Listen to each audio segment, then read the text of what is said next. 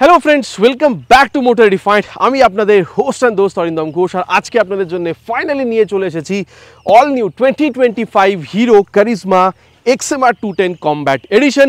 Title thumbnail থেকে আপনারা already বুঝে নিয়েছেন, ভিডিওতে আপনাদের সাথে এই বাইকটার একটা ডিটেল রাইড রিভিউ শেয়ার করব। কিন্তু শুধুমাত্র রাইড এক্সপিরিয়েন্সই নয়, কোম্পানি যেহেতু এখানে অনেক কিছু চেঞ্জ করেছে, চেঞ্জের জন্য এখানে রাইডে কি তফাৎ পড়ছে সেটা তো আপনাদেরকে বলবোই, with feature specification, price and mileage, so that video end পর্যন্ত যেন আপনাদের কাছে একটা ক্লিয়ার আইডিয়া থাকে যে এই 200 সিসির এই রেঞ্জটাতে আপনি যদি একটা বলতে পারেন ফেয়ার বাইক কেনা প্ল্যান করে থাকেন, তাহলে এই বাইকটা কেনা কতটা ঠিক হতে পারে যদি আপনি এই বাইকটাকে কম্পিটিশনের সাথে কম্পেয়ার করে দেখেন তাহলে। And very special thanks to GP auto centre Krishnanagar, বা বলতে পারেন premier Krishnanagar, for providing me this bike, যাতে আমি আপনাদের পর্যন্ত রিভিউটা পৌঁছে দিতে পারি। ওয়েস্ট বেঙ্গলে কৃষ্ণনগর বা আশেপাশে এতে যদি আপনি থাকেন, কোনো রকমের যদি আপনি এখানে হিরোর প্রোডাক্ট কিনতে চান, শোরুমকে কিন্তু আপনি ডেফিনেটলি কন্ট্যাক্ট করতে পারেন। ডিটেলসটা অলরেডি আপনারা নিজের স্ক্রিনে দেখে নিয়েছেন। তবে চলুন দেরি না করে শুরু করা যাক। তবে বন্ধুগণ, প্রতিটা ভিডিওর মতন ওয়াক অ্যারাউন্ড দিয়ে স্টার্ট করবো রিভিউটা। সব থেকে প্রথমে আপনাদের কিটা দেখাবো। হিরোর লোগোর সাথে আগে যেরকম আমরা ওয়েভ কি পাচ্ছিলাম, এখনও কিন্তু আমরা সেম পাচ্ছি, কিন্তু এটা 2025-এর কমব্যাট মডেল।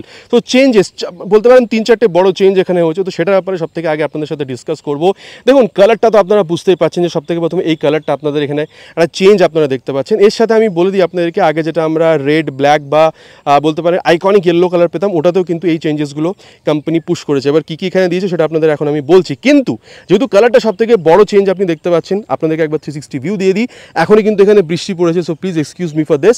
এই যে এখানে আপনি গ্রাফিক্সগুলো দেখতে পাচ্ছেন, ঠিক আছে, সামনে যদি দেখেন ট্রাই কালারের হালকা টাচ, এখানে বলতে পারেন হিরোর লোগো, এক্সামারের এখানে আপনি লোগো, এই জিনিসগুলো আপনারা পাচ্ছেন। এখানেও আপনার এক্সামারের লোগো পাচ্ছেন, আর এখানে এই যে স্টিকারিংগুলো কিন্তু আপনারা পাচ্ছেন। স্লিপার স্ক্র্যাচ, এটা চালানোর টাইমে আগে আপনাদেরকে বলবো আমি।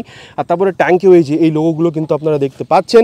তার সাথে এই যে স্টেপ, এখানে স্টিকারিংটা করা হয়েছে, আর এখানেও কিন্তু এই যে লোগোগুলো, সরি নট লোগো, এই স্টিকারিংগুলো আপনারা এখানে দেখতে পাচ্ছেন। না তারপরে যেরকম আপনারা এখন রাইট সাইডে দেখেছেন, লেফট সাইডেও কিন্তু মোটামুটি আপনারা এখানে এই স্টিকারিংগুলো সেম পাচ্ছেন। আর যেহেতু এটা কমব্যাট এডিশন, এখানে দেখুন 3Dতে কিন্তু এই যে কমব্যাট এডিশন, এটা কিন্তু এখানে আপনারা দেখতে পেয়ে যাবেন। এরপরে যে চেঞ্জ আপনাদের যেটা আমি বলবো সেটা হচ্ছে, দেখুন প্রথমে আপনারা এখানে টেলিস্কোপিক ফোক পাচ্ছেন, এখন কিন্তু আপনারা এই গোল্ড অ্যানোডাইজড এই যে USD ফোক, এটা কিন্তু আপনারা এখানে ডেফিনেটলি দেখতে পাচ্ছেন।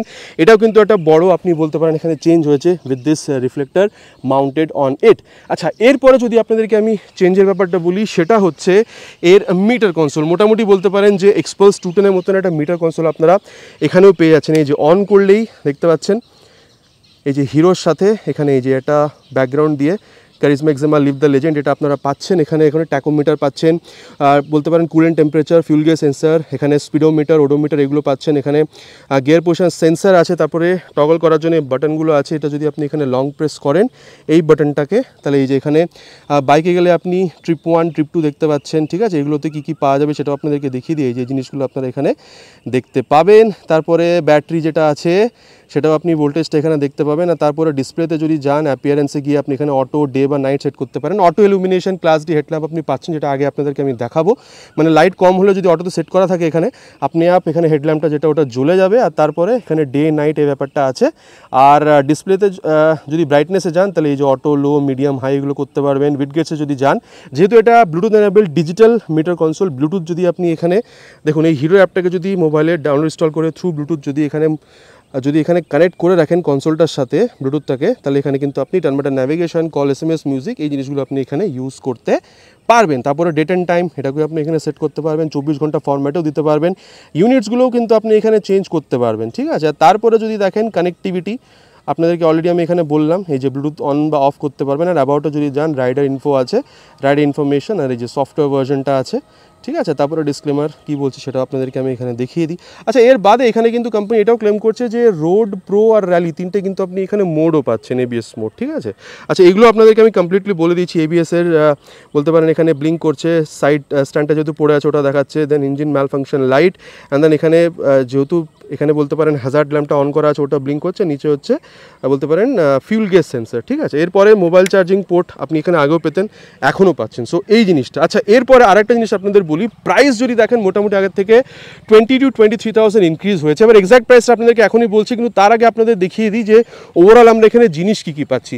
সবথেকে প্রথমে কিটা আমি এখানে যে অন করছি, আগের মতন এখনও কিন্তু আমরা সেম এই যে এই বলতে পারেন LED লাইট, হেডল্যাম্পের যে সেটআপটা ওটা পাচ্ছি। আর এখানে ফ্লেক্সিবল বলতে পারেন এখানে LED টার্ন ইন্ডিকেটার্স, এগুলো আমরা আমরা পাবো। আর এখানে হাই বিম লো বিম 5 লাইটের জন্য সুইচটা এখানে আছে। আর যদি আমি এখানে আপনাদের দেখাই, এই যে এখানে ক্লাস ডি প্রজেক্টর এলইডি হেডল্যাম্পের সেটআপটা আমরা এখানে পাচ্ছি। আর একটা না, এখানে dual projector LED headlamp, so রাতের টাইমে কিন্তু যথেষ্ট ভালো আলো কিন্তু আপনি এখানে এক্সপেক্ট করতে পারেন। এই জিনিসগুলো আপনারা এখানে ডেফিনেটলি আগের মতনই পাচ্ছেন।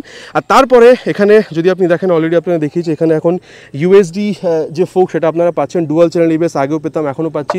ভালো একটা তাগড়া মাডগার্ড আছে। আর 100/80 সেকশনের টায়ার যেরকম আমরা আগে পেতাম সেটা কিন্তু আমরা এখনও পেয়ে যাচ্ছি, ঠিক আছে।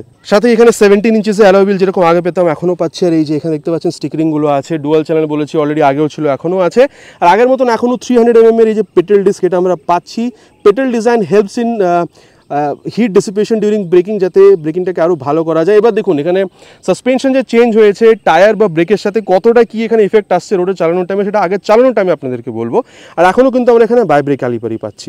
এরপরে ইঞ্জিনটাকে যদি দেখেন আগের মতন এখনও সেম আছে, বা হ্যাঁ বলতে পারেন OBD2B ইঞ্জিন আপনারা পাচ্ছেন, so that more environment friendly যেন করা যায়, লেস পলিউশন যেন হয়, ঠিক আছে। আর এখন আগের মতন বলতে পারেন 210cc single cylinder 4 valve DOSC liquid কুল ফিল্টার ইঞ্জিন আমরা পাচ্ছি। পাওয়ার ফিগার্সও সেম আছে, 25.5 PS বলতে পারেন বেস্ট ইন দ্য সেগমেন্ট আপনারা পাচ্ছেন। আর তারপরে 20.4 নিউটন মিটারের টর্ক, ঠিক আছে। এবার স্লিপার অ্যাসিস্ট ক্লাচ আছে, যাতে হাই স্পিডে গেলে যদি আপনি অ্যাগ্রেসিভ ডাউনশিফট করেন রিয়ার টায়ারটা লক হয়ে যেন স্লিপ না করে, এটাকে আগে আমরা টেস্ট করে দেখবো, ঠিক আছে। আর তারপরে স্প্লিট ট্রেলিস ফ্রেম কিন্তু আপনারা এখানে পাচ্ছেন। ভগবান না করে যদি কোনোদিন গাড়িটা ক্র্যাশ করে যেটুকু এখানে পার্টে অসুবিধা হয়েছে বা যেটুকু পার্টে প্রবলেম হয়েছে, শুধু সেই পার্টটা এখানে চেঞ্জ করতে হবে, ঠিক আছে। এটাও এখানে আছে। আর তারপরে যদি আপনাদেরকে বলি, এই যে এখানে দেখতে পাচ্ছেন এই ফুট রেস বা ব্রেক রিভারের কোয়ালিটি আগে যতটা ভালো ছিল এখনও মোটামুটি আপনারা অতটাই ভালো পাচ্ছেন। আর তারপরে কম্প্যাক্ট একটা এক্সস্ট আগেও পেতেন, এখনও পাচ্ছেন। চলুন তবে এর যে আওয়াজটা সেটাও আমি আপনাদেরকে এখানে একবার শুনিয়ে দিই।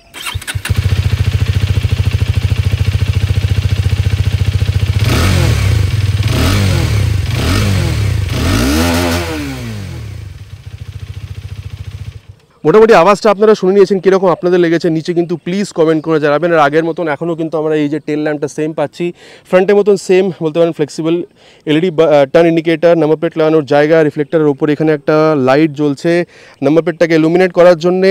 টায়ার দেখুন আগের মতন এখনও 140/70 সেকশনের tyre with 17 inches of alloy wheel same পাচ্ছি, with 230 mm of petrol disc and bybre caliper on it. আর আগের মতন এখনও কিন্তু আমরা 6 স্টেপ অ্যাডজাস্টেবল মোনশা সাসপেনশন পাচ্ছি। কিন্তু হ্যাঁ, আমরা কেটিএমে যদি যাই ওখানে কিন্তু আবার 10 স্টেপ অ্যাডজাস্টেবল এপেক্স আছে, ঠিক আছে। সো এই একটা ব্যাপার আছে, 6 স্টেপ ওটা 10 স্টেপ। এরপরে যদি দেখেন সুন্দর এখানে ধরে বসার জন্য পেছনে একটা গ্র্যাব হ্যান্ডেল আপনারা পাচ্ছেন। আর তারপরে সিটের ব্যাপারটা আপনাদের বলি, এখানে 810 mm অফ সিট হাইট বলতে পারেন, কিন্তু কেটিএমের থেকে সিট হাইটটা এখানে যথেষ্ট কম। মোটামুটি 5.6 পর্যন্ত হাইট হলে আপনার অসুবিধা হবে না সিটটাকে ম্যানেজ করতে বা বাইকটাকে ম্যানেজ করতে। আর এখানে যেহেতু দেখতে পাচ্ছেন এখানে স্প্লিট সিট দেওয়া আছে। আর তারপরে যদি বলি আপনাদের এখানে কিন্তু এই ওপেন চেন সিস্টেমই দেওয়া আছে। আগেও মেন স্ট্যান্ড ছিল না, এখনও নেই। Side standing cut off sensor আগের মতন এখনও আপনারা পাচ্ছেন। ট্যাঙ্কটা কিন্তু আপনারা 11 লিটারের পাচ্ছেন, আগেন একটু কম হোয়েন কম্পেয়ার টু কেটিএম। আর E20 স্টিকারিং যেহেতু এখানে দেওয়া আছে, সো আপনি এটাকে কিন্তু ফ্লেক্স ফিউল দিয়েও রান করাতে পারবেন। আর মাইলেজ যদি আপনাদের বলি, মোটামুটি এখানে আপনি 35 পর্যন্ত কিন্তু মাইলেজ এক্সপেক্ট করতে পারেন, ঠিক আছে। এর থেকে যদি কম বেশি আপনারা পেয়ে থাকেন নিচে প্লিজ কমেন্ট করে জানাতে ভুলবেন না। আর তারপরে গ্রাউন্ড ক্লিয়ারেন্সটা 160 mm, ঠিক আছে। আর ওয়েটটা দেখুন 163.5 আগে ছিল, এখন ইউএসডি আপডেটের পরে একটু বাড়া উচিত, সেটা ব্যাপারে এখন ইনফরমেশন আমি পাইনি। পেলে আপনাদের জন্য ডিসক্রিপশনে বা পিন কমেন্টে আমি পিন করে দেবো, ঠিক আছে। আর তারপরে এখানে যে এই কনসোলটা ওটার ব্যাপারে অলরেডি আপনাদের বলেছি, তার সাথে আরও কিছু চেঞ্জ হয়েছে। দেখুন ইউএসডির জন্য ডেফিনেটলি এখানে এই যে ব্যাপারটা এটা একটু হালকা চেঞ্জ আপনারা বুঝতে পারবেন। তারপরে হাই বিম লো বিম পাসওয়ার্ডের সুইচটা এসছে, এগুলো টগল করার জন্য কিছু বাটন সেখানে অ্যাড হয়েছে। টাচ সিগন্যালের বাটনটা আগেও সেম ছিল।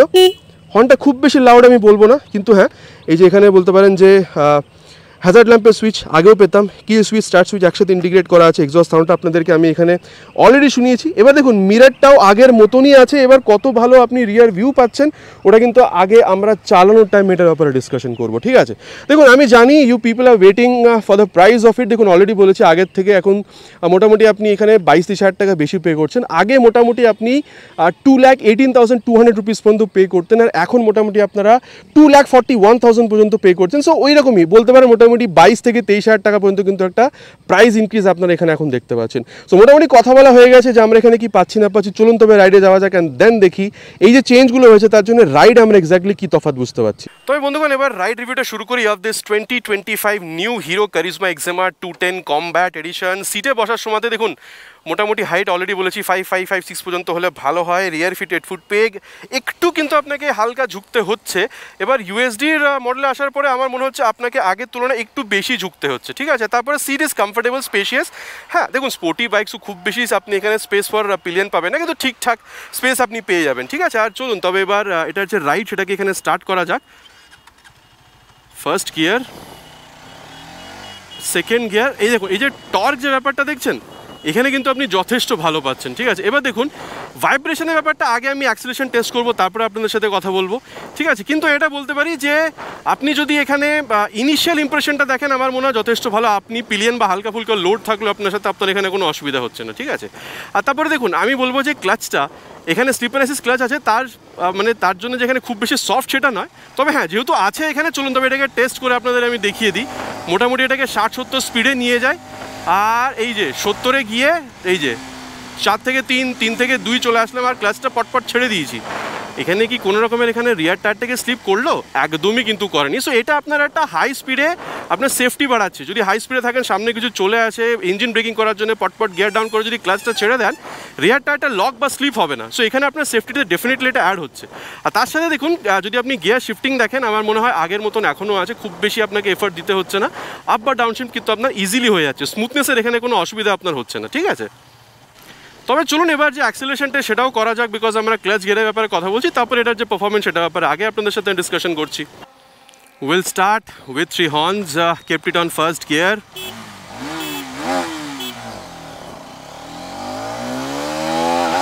Perfect shifting, perfect shifting, again perfect shifting, reached 80, reached 100, let's go for 120. Oh, 118. তবে বন্ধুগণ আমি যেটা বলবো সেটা হচ্ছে, দেখুন ভাইব্রেশনের ব্যাপারটা আগের মতনই যে খুব একটা চেঞ্জ হয়েছে সেটা নয়। আমি বলবো যে প্রতিটা গিয়ারের, ফার্স্ট গিয়ার হোক বা 6 গিয়ার, লোয়ার আরপিএমে হালকা আপনার ওই ভাইব্রেশনটা ফিল হচ্ছে। যখন আপনি প্রতিটা গিয়ারের হায়ার আরপিএমে চলে যাচ্ছেন, ওখানে কিন্তু খুব একটা যে ভাইব্রেশন সেটা আপনার ফিল হচ্ছে না। স্টেবিলিটি আগের মতন এখনও সুন্দর আছে, ঠিক আছে, এখানে কোনো একটা চেঞ্জ আমি আপনাদের বলবো না। কিন্তু হ্যাঁ কমফোর্টেবল ক্রুজিং স্পিড মোটামুটি 100 থেকে 110 পর্যন্ত আমি বলবো। আর তারপরে মাইলেজ মোটামুটি আপনি 30 থেকে 35-এর মধ্যে কিন্তু আপনি এখানে এক্সপেক্ট করতে পারেন, ঠিক আছে। আর বন্ধুগণ তবে এটার যে ব্রেক সেটার ব্যাপারে একটু ডিসকাস করা যাক। দেখুন মোটামুটি এখানে বলে দিয়েছি আপনাদেরকে, ফ্রন্টে 300 mm এর ব্রেক আছে। চলুন তবে সেটাকে টেস্ট করি। মোটামুটি এটাকে নিয়ে যায় 60 থেকে 70-এর মধ্যে। আর এই যে 72-তে গিয়ে ফ্রন্ট ব্রেক, পেছনে কেউ নেই দেখিয়ে ব্রেকটা করেছি। দেখুন আমার মনে হয় আগের মতনই ব্রেক আছে, ব্রেকে খুব একটা চেঞ্জ আপনি এখানে পাবেন না। আর হ্যাঁ পট করে দাঁড় করিয়ে দিচ্ছে না, কিন্তু ঠিকঠাক দাঁড় করাচ্ছে। আর হ্যাঁ আমি যখন এটাকে এক্সট্রিম প্রেস করেছি, হালকা একটু জল পড়ে আছে রাস্তায়, হয়তো স্লিপ করতে পারতো, কিন্তু একটু আপনার ওই এভিএস যে ফিল ওই ব্যাপারটা কিন্তু আমি বুঝতে পেরেছি, ঠিক আছে। সো যথেষ্ট ভালো কাজ করছে। সামনে 300 mm এর যে পেডেল ডিস্কটা আপনি পাচ্ছেন, ব্রেক বাইট ফিডব্যাক যথেষ্ট ভালো। আর তারপরে চলুন এবার যে রিয়ার ব্রেক সেটাকেও টেস্ট করে দেখি। মোটামুটি ওই রকম স্পিডেই যাবো 60 থেকে 70-এর মধ্যে। আর এই যে 65-এ গিয়ে রিয়ার ব্রেকটা প্রেস করেছি। ডেফিনেটলি দেখুন 230 mm এর পেটেল ডিস্ক আছে, হ্যাঁ রিয়ারে কেউ ছিল না দেখিয়ে ব্রেকটা করেছি। 230 mm এর পেটেল ডিস্ক আপনি রিয়ারে পাচ্ছেন। আর দেখুন ব্রেক করা মানে যখন আমি এক্সট্রিম প্রেস করছি প্রথমে কিন্তু এবিএসে চলে আসছে, কিন্তু হ্যাঁ প্রোগ্রেসিভ যেরকম আগে ছিল এখনই, মানে ব্রেকে পা রাখলে হালকা একটু স্পিড কাট ডাউন হচ্ছে, সেই ফিলটাই আপনি পাবেন। আর তবে চলুন এবার রিয়ারের সাথে সাথে ফ্রন্ট ব্রেক দুটোকে একসাথে এখানে ইউজ করে দেখি কীরকম ভিউ, মানে কীরকম রেসপন্স পাচ্ছি 63-তে রিয়ার উইথ ফ্রন্ট ব্রেক। দেখুন আমার মনে হয় আপনি ব্রেকিং এখানে যথেষ্ট ভালো পাচ্ছেন, আপনার এটা নিয়ে কিন্তু কোনো রকমের অসুবিধা হওয়ার কোনো কথা নয়, ঠিক আছে। আর এবার দেখুন সাসপেনশনের ব্যাপারটা আপনাদেরকে আমি বলতে চাই। মেইনলি যখন আপনি কর্নারিং করছেন না, দেখুন যেহেতু এই বাইকটাতে ইউএসডি আপডেট হয়েছে, সবথেকে প্রথমে আপনি কর্নারিংয়ে হয়তো ট্রাই করতে চাইবেন। তো আপনি যখন কর্নারিং এখানে করছেন, আপনি কিন্তু ডেফিনেটলি আগের থেকে একটা বেটার এক্সপিরিয়েন্স পাচ্ছেন। আর ইউএসডি যেহেতু আপডেট হয়েছে, হালকা কিন্তু স্টিফনেসটাও আপনি এখানে বেশি পাচ্ছেন, এটা নিয়ে কিন্তু কোনো প্রশ্ন হবেই না, ঠিক আছে। সো ডেফিনেটলি ইউএসডির জন্য আপনি একটা বেটার এক্সপিরিয়েন্স বা বেটার হ্যান্ডলিং বা বেটার কর্নারিং ওটা কিন্তু আপনি ডেফিনেটলি এখানে পাচ্ছেন। আর রিয়ার সাসপেনশনে দেখুন আগের মতনই আমি বলবো, স্টিফনেস ওই ব্যাপারটা আছে, বিকজ দেখুন স্পোর্টি বাইক, সো ওই স্টিফনেস ব্যাপারটা থাকবেই। সো আমার মনে হয় হাই যদি আপনি এরকম যদি রোডে চালান, high speed top speed cornering হোক যথেষ্ট ভালো, কিন্তু যখন আপনি একটু উবার খাবার বা হালকা পাথরি রাস্তাতে যাবেন, তখন কিন্তু ওই হালকা আপনার ব্যাকে কিন্তু ওই মানে জার্কটা কিন্তু আপনার ফিল হবে। তো সাসপেনশনের জন্য ডেফিনেটলি বলবো যে একটা ওভারঅল আপগ্রেড বা পারফরমেন্সে আপগ্রেড বা বলতে পারেন হ্যান্ডলিং আপগ্রেড কিন্তু আপনি দেখতে পাচ্ছেন, ঠিক আছে। আর তারপরে দেখুন ওভারঅল হ্যান্ডলিংয়ের ব্যাপারটা যদি বলি, এরকম যখন আপনি করছেন 163 বা 164 কিলোগ্রাম ওভারঅল ওয়েট আপনি বাইকটাতে পাচ্ছেন, বাইকটা যে খুব বেশি ভারী সেটা মনে হচ্ছে না। আর ডেফিনেটলি বলতে পারেন যে এখানে ইউএসডির জন্যে আপনি ওই স্টিফনেস যেটা সেটা আপনি বুঝতে পারছেন। আর বলবো দেখুন আপনি হালকা একটু স্পোর্টি রাইডার পজিশন পাচ্ছেন, পেছনে পিলিয়নের জন্য সিটটা যথেষ্ট বলতে পারেন এখানে ঠিকঠাক দেওয়া আছে, অ্যাক্সেলারেশনটা যথেষ্ট ভালো, রিয়ার ভিউ মিররটা যথেষ্ট ভালো রিয়ার ভিউ দিচ্ছে। হ্যাঁ আমার মনে হয় ট্র্যাকশন কন্ট্রোলটা হলে আরও বেটার হতে পারে। আপনাদের বক্তব্যটা কিন্তু নিচে প্লিজ কমেন্ট করে জানাবেন যে আপনারা এটার ব্যাপারটাতে কী মনে করেন, কিন্তু আমি যেটা মনে করি সেটা আপনাদের সাথে আমি এখানে শেয়ার করলাম। আর তারপরে দেখুন আমার যেটা ফিল হচ্ছে সেটা হচ্ছে যে সাসপেনশনের জন্য ডেফিনেটলি একটা বেটার আপগ্রেড আপনি পাচ্ছেন পারফরমেন্সে বা হ্যান্ডলিংয়ে। আর তারপরে অ্যাক্সেলারেশন ব্রেকিং তো এখানে আপনি আগের থেকে ভালোই পাচ্ছিলেন, ঠিক আছে। আর তারপরে যেটা আমি বলবো সেটা হচ্ছে দেখুন আপনি ডেফিনেটলি এটাকে ডেলি রাইডের জন্য ইউজ করতেই পারেন। একটা স্পোর্টি রাইডার পজিশন পাচ্ছেন, একটা স্পোর্টি লুক পাচ্ছেন, সো একটা স্টাইল স্টেটমেন্টও হচ্ছে। তার সাথে আমার মনে হয় যদি আপনি কখনও এটার সাথে লং রাইডে যেতে চান, আমার মনে হয় আপনি যেতে পারেন, খুব একটা যে অসুবিধা হবে সেটা আমি মনে করছি না। হ্যাঁ খুব বেশি না, হয়তো মোটামুটি ধরুন 80-100 কিলোমিটার যদি যেতে চান, আমার মনে হয় রোড যদি ভালো থাকে বাইক আপনাকে হেল্প করবে, আপনার খুব একটা যে অসুবিধা হবে সেটা আমি মনে করি না। মোটামুটি দেখুন বাইকটা আচ্ছা এইবার আর একটা জিনিস এই যে এটা দেখুন যখন আপনি কর্নার করছেন দেখুন কতটা লিন করছেন, তাও কিন্তু আপনার ভয় লাগছে না। মানে আমি বলতে পারি যে মানে সিটি রাইড ঠিক আছে, ওকেশনাল যদি আপনি লং রোডে যেতে চান 80-100 কিলোমিটার যেতে পারেন, অসুবিধা হবে না। মোটামুটি বাইকটার ব্যাপারে কথা বলা হয়ে গেছে যে কী আছে না আছে, চলুন তবে যাওয়া যাক এর কনক্লুশন। অ্যান্ড দেন দেখি এর যে কম্পিটিশন RS200 হোক বা RC200 হোক, ওর তুলনায় এই বাইকটা কোথায় স্ট্যান্ড করছে। তো বন্ধুগণ এবার কনক্লুশনের ব্যাপারটা কথা বলা যাক, বাইকটা কেনা আপনাদের জন্য কতটা ঠিক হতে পারে। দেখুন কম্পিটিশনে RC200 আসছে, ডেফিনেটলি যথেষ্ট ভালো বাইক, পারফরমেন্স হোক, ফিচার্স হোক, লুক হোক, কিন্তু প্রাইস মোটামুটি 50-55 হাজার টাকা ওখানে আপনি বেশি পে করছেন। দেখুন তারপরে যদি RS200 দেখেন মোটামুটি বলতে পারেন 8-10 হাজার 12 হাজার টাকা কমই আপনি ওখানে পে করছেন, কিন্তু হ্যাঁ ওখানে ইউএসডি ব্যাপারটা নেই। সো ইউএসডি যদি ব্যাপারটা আপনার প্রয়োজন না হয়ে থাকে, আমার মনে হয় RS200 কিন্তু যথেষ্ট ভালো পারফরমেন্স দিচ্ছে। কিন্তু যখন আপনি এখানে আসছেন এটা ব্যালেন্স প্রোডাক্ট, দেখুন দেখতেও যথেষ্ট ভালো, এবার এটা সাবজেক্টিভ, আপনারা বলবেন আপনাদের কীরকম লাগে। দেখুন একটা স্পোর্টি লুক, ঠিক আছে, অল ফেয়ার্ড বাইক, তারপরে ইউএসডি যাতে বলতে পারেন হ্যান্ডলিংটা যাতে আরও ভালো হয়, ভালো আপনার পারফরমেন্স প্রয়োজন, ব্লুটুথ কানেক্টিভিটি আপনার চাই, ব্রেকিং ভালো, আর বলতে পারেন ফাস্টেস্ট ওই ব্যাপারটা যদি আপনার প্রয়োজন হয়ে থাকে, আমার মনে হয় all new 2025 Hero charisma এক্সিমা 210 with this new update of USD in this competition আপনাদের জন্য কিন্তু একটা ডেফিনেটলি ব্যালেন্স প্রোডাক্ট হতে পারে। এবার আপনার কি মনে হচ্ছে যে এই যে প্রাইসটা 2,40,42 হাজার টাকা, এই প্রাইসের মধ্যে কি আপনি এই বাইকটা কিনবেন, নাকি একটু কম পে করে RS200-এ যাবেন, নাকি আরও 50,000 বেশি পে করে আপনি এখানে RC200-এ যাবেন? নিচে কিন্তু কমেন্ট করে জানাতে প্লিজ ভুলবেন না, ইটস মাই রিকোয়েস্ট। আশা করছি ভিডিওটা ভালো লেগেছে। ভিডিওটা যদি ভালো লেগে থাকে প্লিজ ভিডিওতে একটি লাইক, আর চ্যানেল যদি প্রথমবার এসে থাকেন চ্যানেলটাকে সাবস্ক্রাইব করে বেল বাটনটা অলে হিট করতে প্লিজ ভুলবেন না। আগেন ইটস মাই রিকোয়েস্ট, খুব তাড়াতাড়ি আপনাদের সাথে দেখা হবে চ্যানেলে এরকমই একটা ভিডিওতে বাইক বা স্কুটারের সাথে। Till then ride safe and Jai Hind.